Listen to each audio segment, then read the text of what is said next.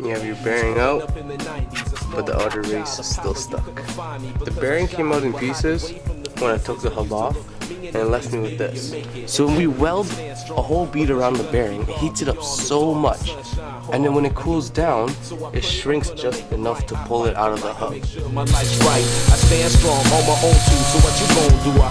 As you can see, we welded a bead on the inner of the bearing. Now it's time to let it cool off.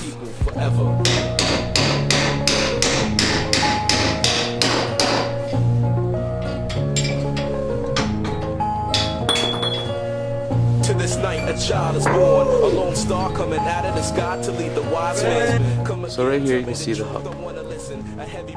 There's actually a lip that the bearing sits on.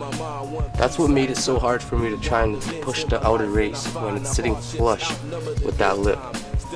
I've seen people do it with the bearing puller kit, and it gives you the actual size, but I don't have that here, and this is way quicker.